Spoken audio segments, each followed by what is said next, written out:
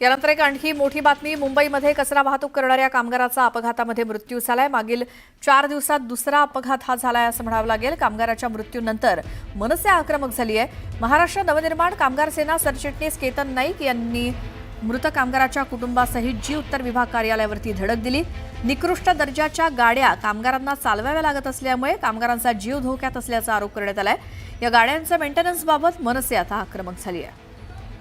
अधिक माहिती आपण घेऊयात आमच्या प्रतिनिधी प्रणाली कापसे यांच्याकडनं। प्रणाली, कामगाराचा मृत्यू झाल्यानंतर काय ऍक्शन मनसेने घेतली आहे, काय सविस्तर माहिती? मनसेची जी कर्मचारी सेना आहे त्याच्या वतीनं आज मुंबई महानगरपालिकेचं जे जी उत्तर वॉर्ड ऑफिस आहे त्याच्यावर हा एक प्रकारचा धडक मोर्चाच म्हणावा लागेल। त्याच्यामध्ये जो कर्मचारी मृत पावलाय त्याचे कुटुंबीय सुद्धा उपस्थित होते।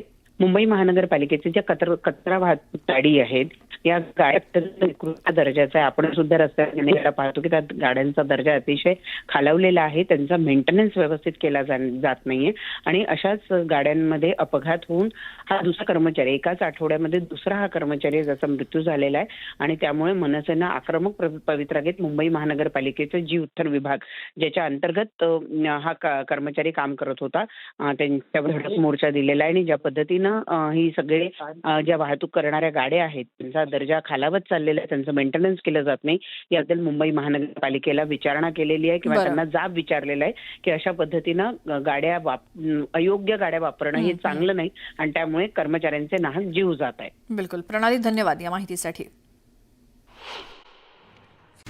आता बातमी आहे महत्वाची। चीनमधील शांघाय इथल्या एका सोन्याचं एटीएम निर्माण करण्यात आलेलं आहे। हे एटीएम मशीन सोनं वितळवतं आणि त्याच्या वजनानुसार रक्कम तुमच्या बँक खात्यामध्ये ट्रान्सफर करतं। शांघायमधील एक नवीन एटीएम त्याच्या भविष्यकालीन आणि सायफाय कार्यक्षमतेसाठी जगभरात सर्वांचं लक्ष वेधून घेतंय। सोनं एटीएम वापरकर्त्यांना मशीनमध्ये सोन्याचे दागिने, नाणी किंवा बुलियन जमा करण्याची परवानगी देतं। अंगभूत सोनं वितळवणारं आणि प्रगत वजन प्रणाली वापरून एटीएम रिअल टाइममध्ये सोन्याची शुद्धता आणि वजन मूल्यांकन करतं।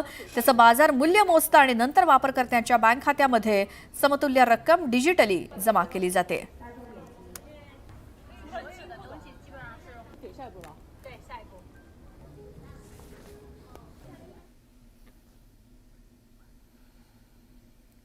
यानंतर एक आणखी मोठी बातमी। मुंबईमध्ये कचरा वाहतूक करणाऱ्या कामगाराचा अपघातामध्ये मृत्यू झालाय। मागील 4 दिवसात दुसरा अपघात हा झालाय असं म्हणावं लागेल। कामगाराच्या मृत्यूनंतर मनसे आक्रमक झाली आहे। महाराष्ट्र नवनिर्माण कामगार सेना सरचिटणीस केतन नाईक यांनी मृत कामगाराच्या कुटुंबासहित जी उत्तर विभाग कार्यालयावरती धडक दिली। निकृष्ट दर्जाच्या गाड्या कामगारांना चालवाव्या लागत असल्यामुळे कामगारांचा जीव धोक्यात असल्याचा आरोप करण्यात आलाय। या गाड्यांच्या मेंटेनन्सबाबत मनसे आता आक्रमक झाली आहे। अधिक माहिती आपण घेऊयात आमच्या प्रतिनिधी प्रणाली कापसे यांच्याकडनं। प्रणाली, कामगाराचा मृत्यू झाल्यानंतर काय ऍक्शन मनसेने घेतली आहे, काय सविस्तर माहिती? मनसेची जी कर्मचारी सेना आहे त्याच्या वतीनं आज मुंबई महानगरपालिकेचं जे जी उत्तर वॉर्ड ऑफिस आहे त्याच्यावर हा एक प्रकारचा धडक मोर्चाच म्हणावा लागेल। त्याच्यामध्ये जो कर्मचारी मृत पावलाय त्याचे कुटुंबीय सुद्धा उपस्थित होते।